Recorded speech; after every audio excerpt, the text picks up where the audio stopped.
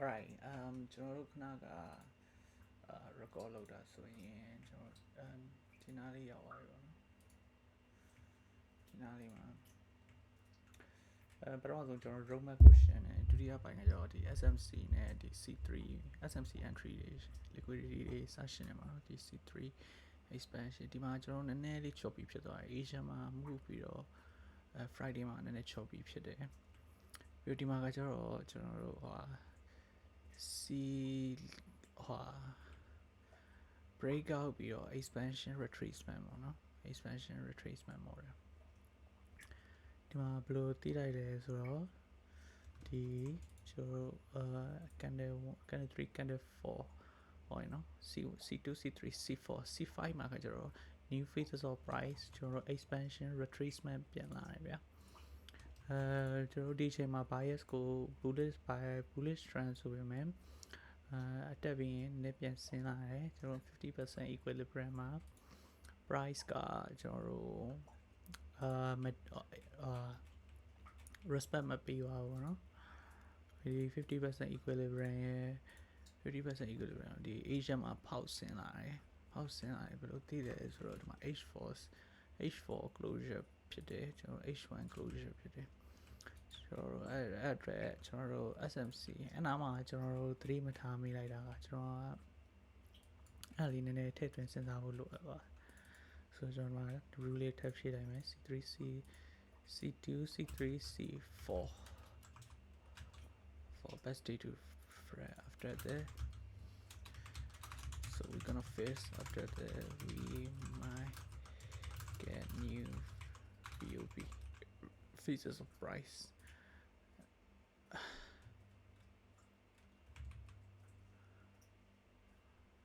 what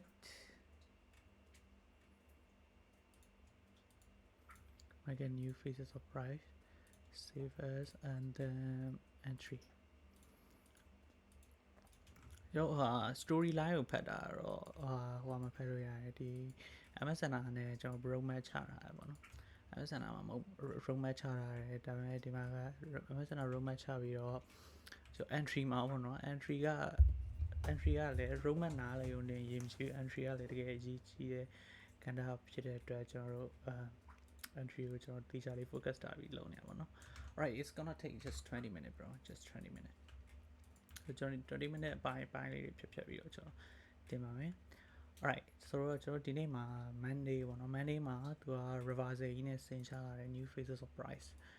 ဆင်ချလာပြီးတော့ကျွန်တော်ဒီမှာ New York session မှာ short ရလိုက်တယ်နည်းနည်းလေးတော့နောက်ကျတယ်အမေရိကန်ဒီမှာ long လို့တော့ရတယ်ဗျာ new phases of price okay new phases of price မှာကျွန်တော် fair value gap key level fair value gap key level to key level H4 to H4 ကျွန်တော် delivery လုပ်တယ် H4 to H4 အနောက်မှာကျွန်တော်new day open ဒီ equilibrium point လေးရှိရပါတော့ annual midnight open price ဒီ fair value gap ကျွန်တော်C3 C2 C3 C4 C2 C3 C4 C5 မှာကျွန်တော် reverse ပြန်လာတယ် reverse လာတယ်ဒီမှာ breakout ဖြစ်တယ်ပြီးတော့ဒီမှာ breakout structure တေချာကြီးလို့ဖြစ်တယ်ကျွန်တော် down trend ဆိုတာသတ်မှတ်ထားလို့ရတယ် down trend မှာကျွန်တော်ဒီ candle high ကနေ video open ကနေဒီအထိရ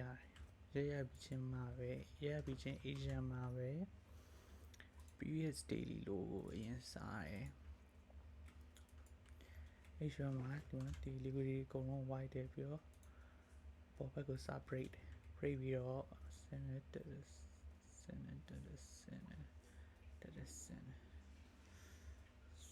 ဒီမှာဘူဘက်ပြန်စားတဲ့အချိန်မှာကျွန်တော်ဒီမှာ aura block က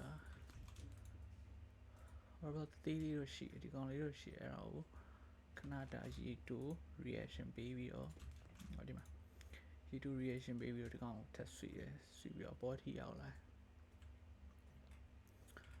ဆိုတော့ဒီမှာ C3 reverse ဆိုရင်ဒါပေမဲ့ဒီမှာဒီ bullish band ကနည်းနည်းတော့ကြောက်ဖို့ပါ fair value gap ဆိုဒါဆိုရင်ကျွန်တော်ဆွေးပြီးတော့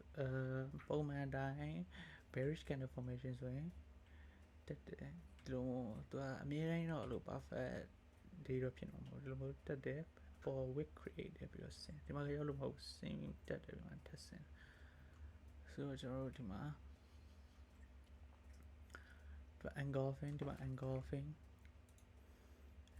နဲ့ကြောင်းမရခင်မှာကျွန်တော်15 plus စာရေးစဉ်းစားကြည့်လိုက်အောင်ဒီမှာဆို h4 ကိုတက်တယ်လန်ဒန်လိုကိုဆွေးတယ် h4 ကိုတက်တယ်ပြီးတော့ reverse ပြန်တယ် favorite က h4 crt okay အပေါ်ဘက်က positional aura block ကနေကျွန်တော် short this clearly positional aura block အပြင်ကိုကျွန်တော် key level ဆိုရင် key level ဒီကနေ short ဒီမှာဆိုရင်လည်း less manipulation လက်ကဒီကောင်းလေးကိုမှကျွန်တော် body clear ဖြစ်တဲ့အတွက် body to body ဆိုရင် -4 မှာ body to wick ဆိုရင်ဒီမှာဆိုရင် -4 တော့မရောက်ဘူးမရောက်ပဲနဲ့ -4 တော့မရောက်ပဲဒီမှာဆိုရင် breakout structure ပဲဖြစ်တယ်ဗျာဒီလိုဒါတွေကတော့နည်းနည်းလေးတော့ tricky ဖြစ်တယ်နာအပေါ်ရောအောက်ရောဒီနာ phases of price လေးอ่ะဗောနော်နည်းနည်းတော့ tricky ဖြစ်တယ်အပေါ်ဘက်ကို tap break သွားတယ်အောက်ဘက်ကို break တယ်အပေါ်ဘက်ကို break တယ် favorite gap လေးရှိတယ်same price မှာလည်းဒီကောင်က very pretty okay current reach through now ရောက်တယ်ကျွန်တော် QM တခုရှိတယ် QM ဒါမှမဟုတ် RBS QM ပဲပြော QM နာတော့မရောက်ရဘူးဒီ CSTPD နီနာလေးဒီကောင်ကor block level ပေါ့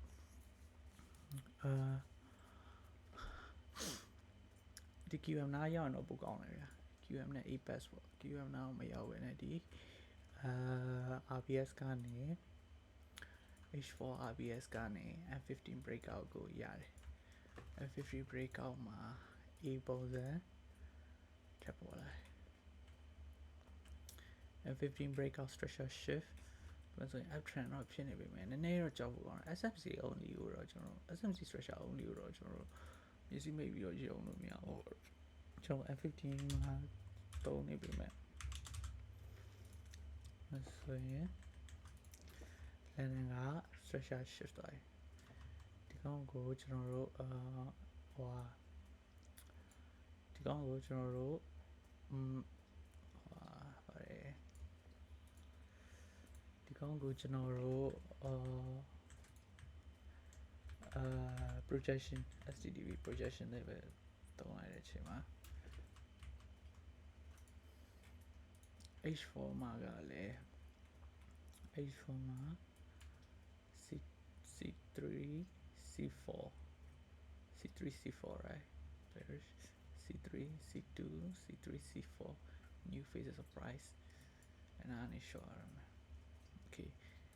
C3 C4 C because C3 ဒီမှာလည်း C3 reverse into expansion so ဒါကဒီလို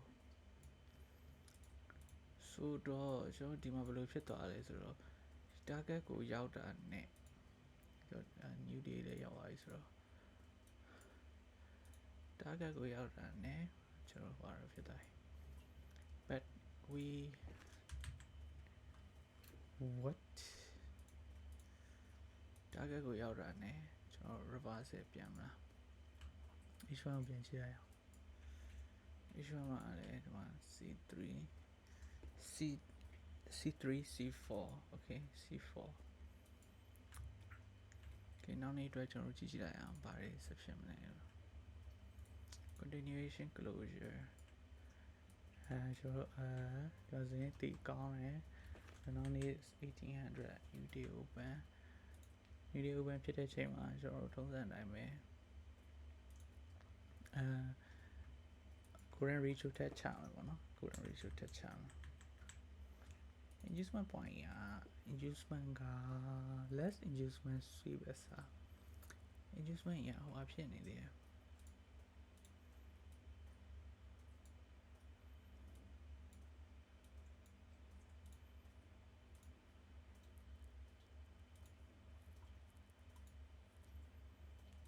ဒီမှာတော်ဖြစ်နေပြီတင်းတဲ့စင်ဒီမှာ inducement เนาะကျွန်တော် breakout structure ဖြစ်ထားတယ်ကျွန်တော် 15 stretcher ကြီးကိုစုံလုံးပေးယုံလို့ရတဲ့အချိန်လေးရှိရမယုံလို့အချိန်လေးရှိရပါတော့။ Almost invalid bridge ကဒီ level okay ဒါကကျွန်တော်တို့ inducement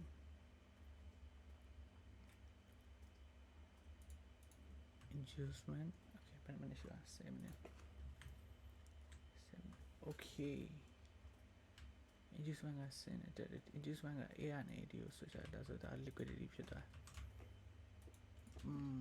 ဆိုတော့ကျွန်တော် low point ကိုအရင် switch target ကအရင်ရောက်သွား target ကအရင်ရောက်သွားပြီးတော့အပေါ်ဘက်ကိုထောင်တက်လာဟုတ်လားကျွန်တော် trade ရပါဦးမလားကျွန်တော် structure လေးလည်းမရှိတော့ဘူးဆိုတော့ကျွန်တော်ဒီ H4 တကြည့်အောင် H4 မှာ C3 C2 C3 ဒီနားကနေကျွန်တော် reversal ပြန်နိုင်တယ်တောင်းအပေါ်ဘက်ထိလည်းရောက်လာနိုင်တယ်ပေါ့ကျွန်တော် key လေးပဲကိုရှာတဲ့အခါမှာဒီမှာနောက်တစ်ချောင်းဒီနောက်တစ်ချောင်း okay အဲ့ဒီအပြင်ကိုကျွန်တော်တို့ဒီနားမှာ daily open ဒီကောင်လေးလည်းရှင်းမယ် which is now fresh ကျွန်တော် level တွေတော့မရှိဘူးเนาะ okay တော့စေကျွန်တော်ဆို H4 တော့ရောက်ပြီ retrieve မလာဘူး CVN နဲ့ test တန်း test ဆင်ပါ okay ဆိုတော့ key level ကိုကျွန်တော်ဒီနားမှာကြရင်တကြောင်တော့ရမှာပေါ့နော် viewer ကနေပြန်ထောင်တက်လာ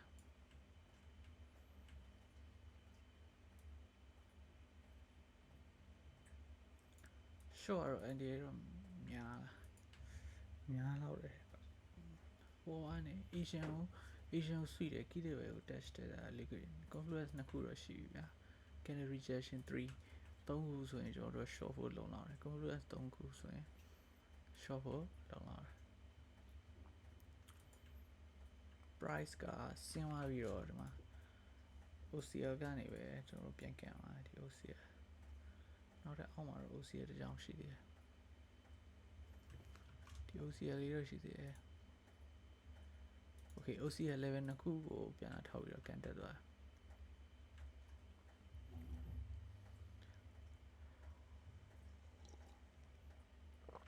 တွေ့ရမှာဒီမှာ H4 ပြန်လာကြည့်မယ်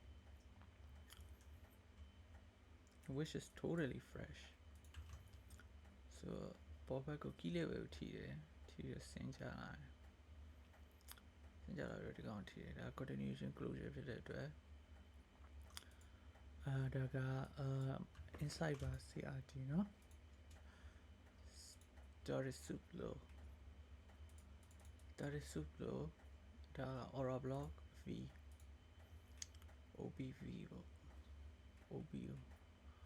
OBU ကအဲ့လိုထက်လုံးနေတော့ယူသွားနိုင် aura ဒီမှာဒီ aura block ဒီကောင်ကိုလည်းဒီ H4 ကိုဆွေးပါ H4 ဒီ aura block level ရှိရယ်ပြီးတော့ VOCL ရှိရယ်ဆိုဒီနာ short လေးเนาะဘာလို့လဲဆိုကျွန်တော်တို့golden ratio zone ကိုရောက်တယ်တစ်ချက် golden ratio zone ကိုရောက်တယ် inducement ကိုလည်းစားရတယ် Asian ကိုလည်းစားရတယ်ခက်တာက aura block နာမရောက်လာတခုပဲ aura block တီးတန့်ရလို့လဲဒီမှာမရှိဒီထိတ်မှာဒီထိတ်3ဆိုတဲ့အရင်ဝေးနေတယ်ကျွန်တော် invalidation point ထိရောက်သွားပြီအဲ့တော့ဆို invalidation price breach invalidation point ရောက်သွားပြီ invalidation ရောက်ပြီးမှကျွန်တော်တို့ switch ကန်တဲ့တွေ့ရဖြစ်တဲ့အတွက်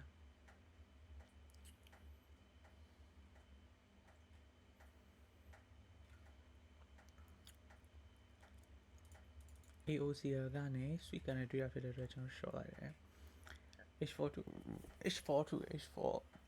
delivery ဒီက H4 ကို switch တယ် fair value gap ရှိတယ် H4 ရှိ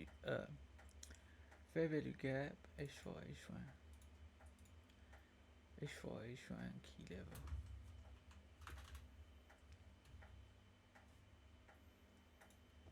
that's an H4 H1 okay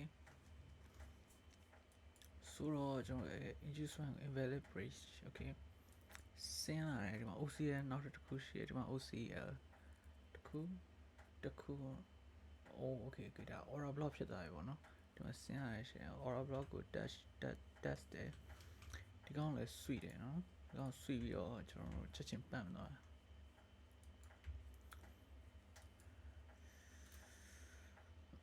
ပြီးတော့ VWAP ကိုလည်းထိတာဒီမှာဆိုရင်လည်း confluence က3ခု inducement agent high key level sweet candle 4ခု confluence stack the confluence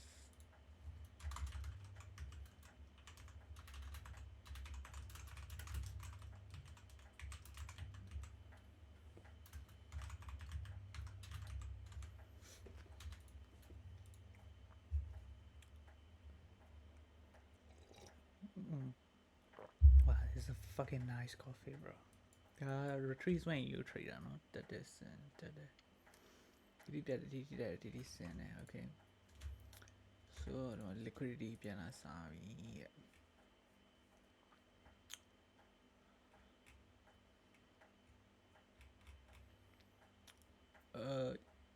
okay မ swim point လေးကိုကျွန်တော် liquidity တို့ swim point လေးကိုဒီကောင်စားတယ် liquidity တစ်ခါစားနှစ်ခါစားဒီ fair value gap ဒီမှာက order block key level ကိုကျွန်တော် v လို့ပဲထားလိုက်တော့ fair value gap less liquidity and aligning with key level less liquidity key level less liquidity key level ကိုကျွန်တော်စားတယ်ထိတယ်ထိပြီးတော့ rejection တွေ့ရတယ်ကျွန်တော်ဝင်လိုက်လို့ရတယ် but the Canada always like this bro it's crazy okay လန်ဒန်ရောက်တော့ကျွန်တော် momentum candle လေးစတွေ့လိုက်ရတယ် so price okay just aim this high bro 10 9လောက်တော့ထင်တယ်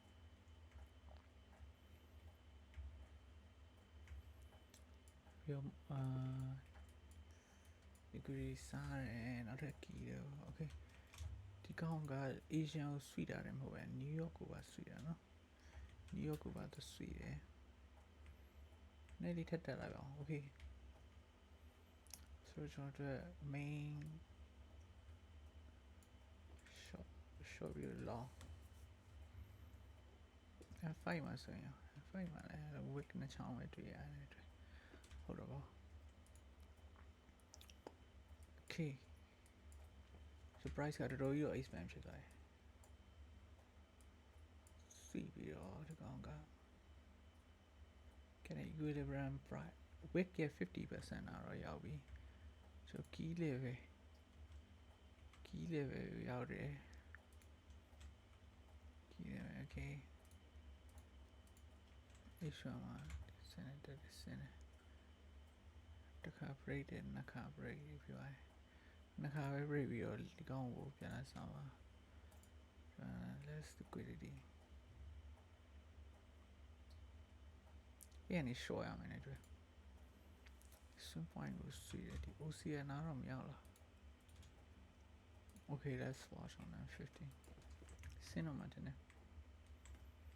ဟုတ်ပါအချင်းနေကောင်းအောင်နော် H4 မှာက no clear H4 close as bullish but C2 closure ဒီကနေ့ဖွင့်တာနဲ့ဒီမှာတော်တော်ကြီးတော့ console ဒီနောက်မှ trade မသိဘူးအဲ့တော့ trade သိပြီပြီးတော့ C3 okay so daily candle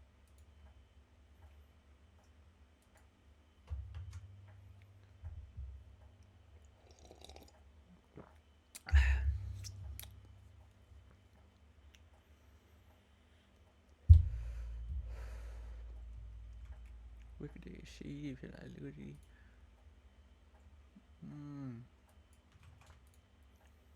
H4 key level ဒီမှာနော် H4 key level ရ okay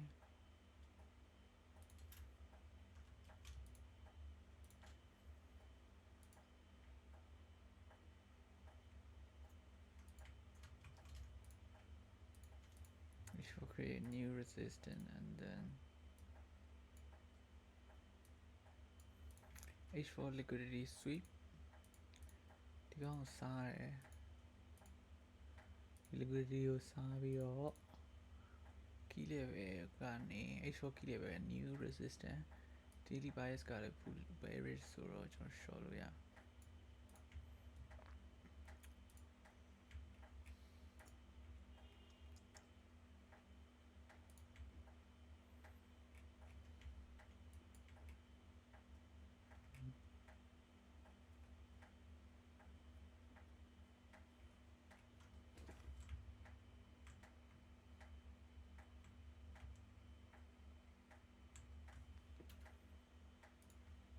Okay, semi.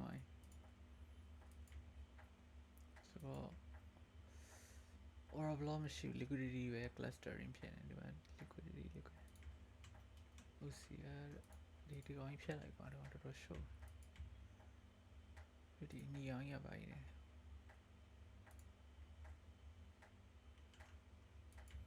Oh, invalidation or shit, I know.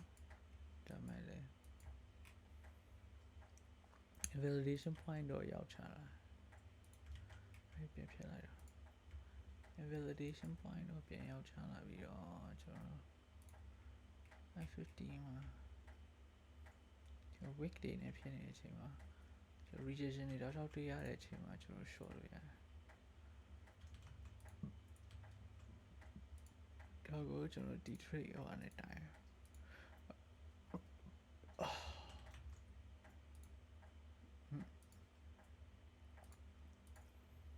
body to body any wick လက်ကတော့ okay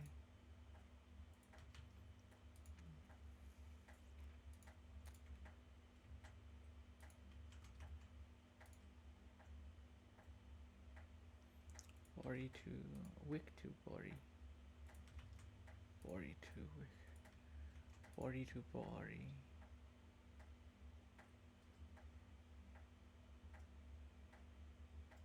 there's no right way to body to body and then trend line right H1 မှာဆိုင်တို့ရရှုပ်ကုန်တာလုံးမH4 ဘယ်ထိသွားမလဲအဲ့ဒါစဉ်းစား H4 ရဲ့ key တဲ့ပဲဘယ်ထိသွားမလဲဆိုတာရှိသေးတယ်နော်